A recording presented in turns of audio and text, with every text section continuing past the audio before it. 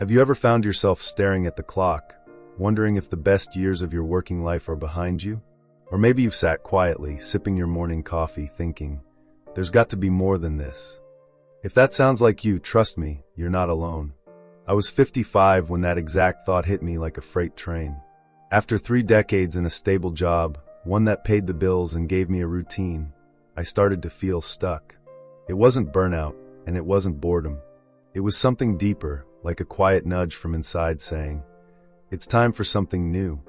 Now, let's be real. Starting over at 55 can feel terrifying. Society doesn't exactly celebrate second careers after 50. There's this unspoken message that we're supposed to wind down or coast into retirement. But what if that's not what you want? What if you still have ambition, energy, and dreams you never got around to chasing? That's where I found myself, not ready to retire, but ready for a change. You see, what many of us experience in midlife isn't a crisis, it's a pivot point. And according to psychology professor Erik Erikson's theory of psychosocial development, this stage of life, typically between 40 and 65, is about generativity versus stagnation. It's a fancy way of saying that we either strive to create and contribute to the world, or we stay stuck, feeling unfulfilled. And let me tell you, I didn't want to stay stuck. So, in today's video, I'm going to walk you through my personal journey of starting a new career at 55. I'll share the fears, the setbacks, the small wins, and the moments that made it all worth it. If you're considering a big life shift, or just craving inspiration to try something new, stick with me. We're in this together. Before we keep going, I'd love your help with something. If you're enjoying this video so far, comment Y below. If not, comment N. It helps me know what's working and what to improve. And don't forget to hit subscribe if you haven't yet. Now let's dive deeper. So what did starting over really look like? At first, it looked like a blank page. I didn't know exactly what I wanted to do, but I knew what I didn't want. I didn't want another 9-to-5 office job. I didn't want to work just for a paycheck. I wanted purpose. I wanted to feel alive when I woke up in the morning. And that meant getting honest with myself about my passions. One afternoon, I sat down with a notebook and wrote 3 simple questions. 1. What activities make me lose track of time? 2. What do people often ask me for help with? 3. If money weren't a concern, what kind of work would I do for free? That exercise was eye-opening. It reminded me how much I loved mentoring others, how I lit up when sharing advice, and how I'd always dreamed of teaching, but never gave myself permission to explore it. Life got in the way. The kids needed me. The bills piled up. You know how it goes. But now, at 55, I had a window, a chance to finally chase something just for me. So I started small. I took an online course in coaching and adult learning. At first, I felt out of place. Everyone seemed younger, faster with tech, and more confident. I almost quit halfway through thinking, what am I doing here? But then something amazing happened. One of the instructors shared that many of the most successful coaches and consultants start in their 50s and 60s because they have life experience, emotional intelligence, and patience that only comes with age. That was the moment I stopped feeling like an imposter and started seeing myself as someone with something valuable to offer. And research backs this up. According to a 2023 study published in the Harvard Business Review, older entrepreneurs, especially those 50 and above, are significantly more likely to launch successful businesses than their younger counterparts. Why? Because they've learned from decades of real-life problem solving, and they bring deeper networks and stronger discipline to the table. Armed with that insight, I kept going. I completed the course and started offering free coaching sessions to friends and former co-workers. Slowly, word got around. People appreciated how I listened without judgment, how I gave calm, steady advice, and that turned into paying clients. Did I make mistakes? Oh, plenty. I undercharged at first, struggled with building a website, and fumbled through my first few Zoom calls. But every mistake taught me something valuable, and every small win gave me the confidence to keep climbing. One of the biggest shifts wasn't just in my skills, but in my mindset. You see, when you've been doing the same thing for decades, it's easy to tie your identity to it. I used to say, I'm just a manager, or I work in operations. But once I stepped into my new role, I had to reframe that. I started saying, I help people rediscover their direction. And eventually, I'm a coach. Those words felt foreign at first, but over time they became mine.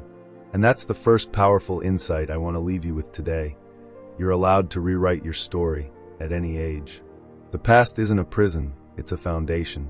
Every experience you've had has prepared you for the next chapter, even if you can't see how just yet. So if you're sitting there wondering if it's too late to try something new, hear this loud and clear. It's not. You don't have to have all the answers right now. You just need to take the next small, brave step. In the next part of this series, I'll share the deeper emotional roller coaster that came with this transition, from the self-doubt to the joy of rediscovery, and how I handled the reactions from friends and family who thought I was making a mistake. It wasn't always easy, but it was absolutely worth it. Before we begin, I want to make one thing clear. This video is for informational purposes only and is based on publicly available research.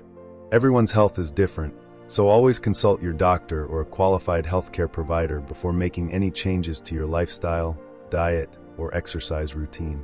Scientific knowledge is always evolving, and what works for one person may not work for another. Now, where were we? Yes, the emotional roller coaster. When I first told people I was changing careers at 55, I got a mixed bag of reactions. Some were incredibly supportive.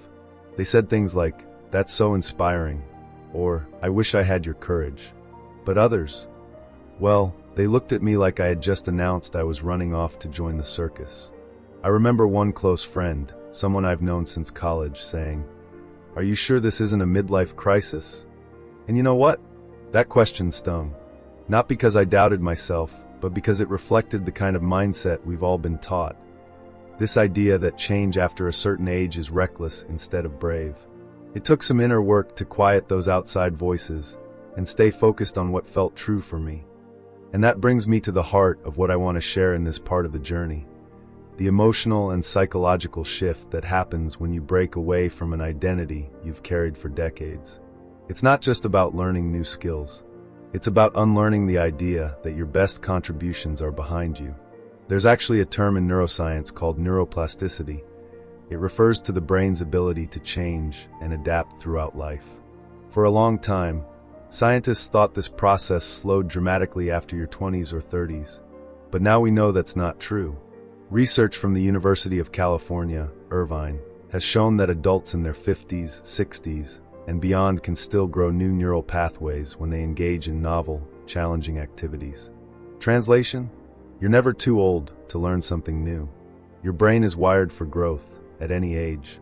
Of course, that doesn't mean it's easy.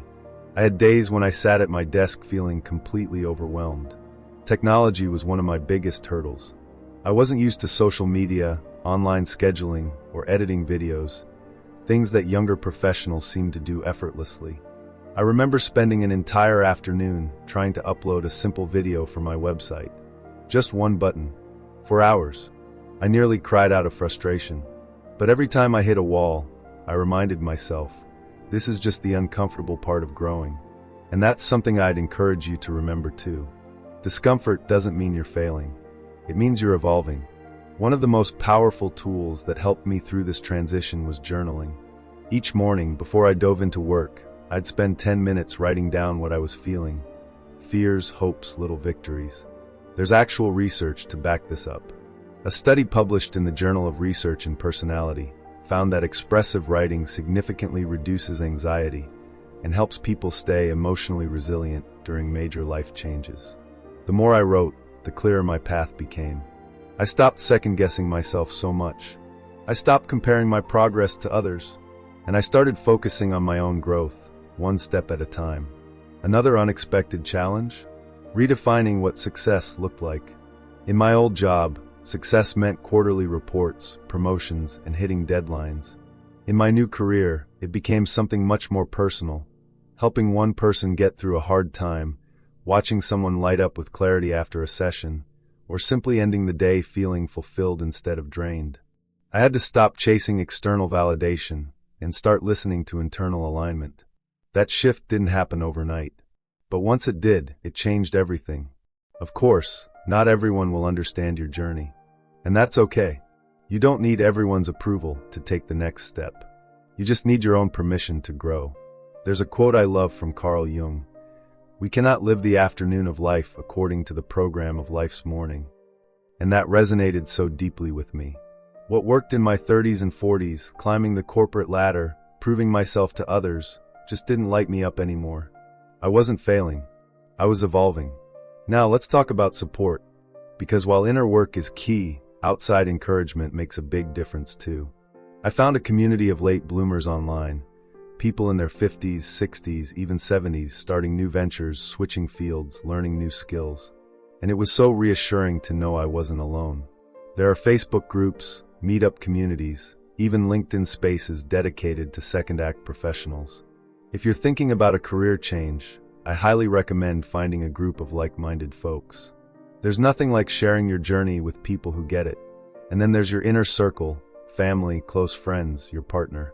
That part was a bit tricky for me. My spouse was supportive, but also worried. Would we be financially okay? Would this new career actually work? Those were fair concerns, and we had some tough conversations. But here's what helped: transparency and planning. I didn't just leap blindly. I mapped out a simple 6-month plan. What I wanted to learn, how much time I'd dedicate each week, what income goals I had. I treated it like a real job from day one, even when it was just me and my laptop at the kitchen table.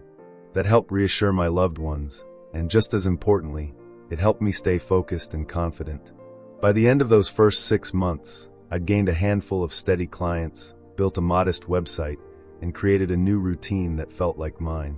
Was it perfect? No, but it was progress. And that's the second major insight I want to leave you with. Start before you're ready, and give yourself permission to grow in public. Too often, we wait until everything's perfect before we take action. But the truth is, growth happens through doing. Through trying, failing, tweaking, and trying again. And the only way to build confidence is to start showing up. In the next part of this series, I'll be diving into the final stretch of my journey.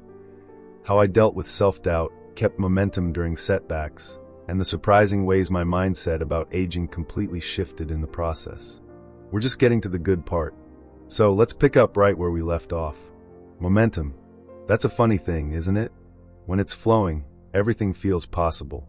You're waking up excited, ticking off goals, and thinking, yes, I've finally cracked the code. But when it fades, even simple tasks feel like climbing a mountain in flip-flops. I'll be honest with you, about 8 months into my new career path, I hit a wall. I started questioning everything. Was I doing the right thing? Was I making any real impact? Did I just waste a year chasing a dream that might never pan out? I'd stare at my screen some mornings with no motivation, and worse, no confidence. That nasty little voice in my head crept back in, the one that whispers, maybe you're too old for this. But here's what helped me through it, and I hope it helps you too. First, I had to shift my mindset from achievement mode to growth mode. You see, for decades, I'd worked in a world that rewarded output. Numbers, deadlines, tangible results. In this new chapter, success wasn't always immediate or obvious. It was in the small wins, the client who came back with positive feedback, the blog post that resonated with a reader, the new skill I finally mastered after weeks of trying. I had to retrain myself to celebrate progress over perfection. And I leaned heavily on something I never thought I'd need at this stage in life: mentorship. It's funny, isn't it? You spend your whole career being the mentor, guiding younger employees, leading teams, and then suddenly you're the newbie again. And that's humbling, but also empowering. I found a coach who specialized in midlife career changes. She didn't feed me fluff or empty encouragement. She gave me real tools: how to market myself authentically, how to talk about my age as an asset, not a liability, and how to set realistic goals without burning out. Having that outside perspective was a game changer, and it reminded me of something important. You don't have to do this alone. In fact, we're wired to grow with others. According to a 2022 study published in Frontiers in Psychology, adults over 50 who engaged in regular social learning, like mentoring, coaching, or group-based education, showed significantly higher satisfaction and confidence in new roles than those who went it alone. So if you're in the messy middle of a career change right now, don't isolate yourself. Reach out, ask questions, join communities, learn from others who've walked this road. Now let's talk about something that doesn't get mentioned enough: the emotional toll of starting over. Some days, I felt a deep sense of grief, not just for the old job I'd left behind, but for the version of myself that felt in control. I missed the comfort of knowing exactly what I was doing. I missed being seen as the expert in the room. And I missed the confidence that comes with routine. But you know what else I discovered? There's power in being a beginner again. It wakes you up. It stretches you. It brings curiosity back into your life. I started seeing the world with new eyes. I asked more questions. I listened more. And I found that people responded to that energy. Clients appreciated my humility, my willingness to learn, and the wisdom I brought from decades of life experience. Because let's be clear, starting a new career at 55 doesn't mean you're starting from scratch. You're starting from experience. You've got years of insight, empathy, problem-solving, communication skills, and probably more patience than most 25-year-olds trying to juggle 5 tabs open at once. You just have to reframe the narrative in your own mind. I'll give you an example. Early on, I struggled with pitching myself. I'd downplay my background, worrying it would make me seem outdated. But one day, I had a call with a potential client who said, "You know what I love about you? You actually listen. Most people just try to sell me something. You take the time to understand." That was a light bulb moment. It made me realize my age wasn't a weakness. It was my superpower. My ability to slow down, empathize, and build real relationships came from years of experience that no crash course or weekend seminar could teach. And once I embraced that, things started flowing again. Of course, I'd be lying if I said it all clicked overnight. There were still days I doubted myself. Days I wondered if I should just go back to something safer. But I kept showing up. I kept creating. I kept believing that this version of me, this late bloomer, this beginner, this learner, was exactly where I needed to be. And slowly, the wins added up. I started getting referrals. I booked consistent work. I was invited to speak at a small online summit about career reinvention, and I was shocked by how many people resonated with my story. They weren't just inspired. They felt seen. And that's when I realized something beautiful. My journey wasn't just about me. It was about giving others permission to dream again, too. We live in a culture that celebrates youth, speed, and instant results. But the real magic? It happens when you give yourself the grace to grow slowly, intentionally, and authentically. That's not just a career move, it's a life philosophy. So if you're sitting there wondering, can I really start over at this age? My answer is a wholehearted yes. But not because it's easy. Because it's worth it. Because you still have so much to give. Because the second half of life can be even more fulfilling than the first. Because your story isn't over, it's just getting good. In the final part of this series, I'll wrap everything up with a few key takeaways, the habits that help me stay grounded, and the unexpected joys I found along the way. We'll talk about resilience, identity, and why reinvention after 55 might just be the most powerful chapter of all. You won't want to miss it. So here we are, nearing the end of this journey together. And I just want to take a moment to thank you for sticking with me.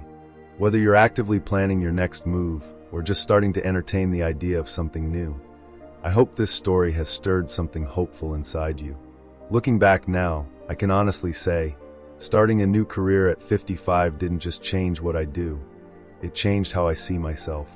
I used to think of midlife as a winding down phase, a time to play it safe, maybe coast into retirement. But I've come to believe something very different. Midlife isn't the end of the road. It's a wide open stretch of highway, if you're willing to get back in the driver's seat. And no, it wasn't always smooth. There were detours, dead ends, flat tires. But I picked up a few key lessons along the way, and I want to share them with you, not as some expert, but as a fellow traveler who's walked this path. First, start small, but start. When we're contemplating a big life change, it's easy to get overwhelmed. I used to lie awake at night trying to map out the entire journey. Every step, every risk, every outcome. But eventually I realized, you don't need the whole staircase. You just need the next step. For me, that first step was simply updating my resume. For someone else, it might be signing up for a class, reaching out to a mentor, or just journaling about what lights them up. The important thing is forward motion, no matter how small. Momentum builds clarity. Second, build a routine that supports your energy, not just your productivity. This one took me a while to figure out. In my old job, I could power through long days, juggle 10 tasks at once, and survive on stress and caffeine. But starting something new at this stage of life, it requires a different kind of rhythm. I began prioritizing things I'd once brushed off: daily walks, nourishing meals, time to read, and even short midday naps. Neuroscientific studies from the National Institute on Aging show that cognitive flexibility and focus improve when we incorporate intentional rest and movement into our routines, especially after age 50. That's not laziness, it's smart strategy. Your brain, body, and creativity need care to thrive. Think of it like fueling a car before a long journey. You wouldn't set out on a road trip with the gas tank on empty, right? Third, let go of the idea that you're behind. Comparison is a thief, especially in a digital world where everyone's highlight reel is just a scroll away. I remember seeing younger professionals half my age with booming businesses and shiny social media pages and thinking, what am I even doing here? But then I realized I wasn't competing with them. I was building something that only I could build, based on my voice, my story, and the decades of lived experience that make me who I am. That's something no algorithm or trend can replicate. If you take nothing else from this video, take this: you're not behind. You're right on time. Your journey has its own divine pace. And maybe, just maybe, everything you've done up to now has been preparing you for this moment. Fourth, redefine what success means to you right now. In my first career, success meant promotions, paychecks, and performance reviews. These days, it's something different. It's waking up curious. It's having a sense of purpose. It's making a difference, even if it's just for one person that day. And here's something I didn't expect. The joy I've found in this new path isn't just in the work itself, it's in the person I've become because of it. I've become more resilient, more humble, and more connected to what truly matters. I laugh more. I take more risks. I even dance around the kitchen sometimes just because I can. Don't tell my kids, they'd be mortified. And finally, you're never too old to dream a new dream. I know it's a bit of a cliche, but hear me out. The Journal of Vocational Behavior published a study showing that older adults who pursue new professional roles experience increased life satisfaction, sharper mental health, and stronger emotional resilience. These aren't just second acts. They're transformational experiences that enrich your entire well-being. Because here's the truth: we were never meant to stay the same. We were meant to evolve, to learn, grow, and expand until our last breath. So if you've been sitting on a dream, waiting for the right moment, consider this your nudge. There's never been a better time than now. You don't need all the answers. You don't need everyone's approval. You just need the courage to try. And if you fall down, you get back up. Because starting over isn't a sign of failure, it's a sign of faith. Faith in your future. Faith in your worth. Faith that life still has chapters left to write, beautiful ones. I truly hope my journey encourages you to write your own. We'd really love to hear from you. If you have any suggestions for future topics or questions you want answered, write to us in the comments below. We're here to help, and your input could inspire our next video. And if you found this video helpful, give it a thumbs up and subscribe so you don't miss out on more practical tips for healthy aging. Here's to living your best life at any age. Because your story isn't over, it's just getting started.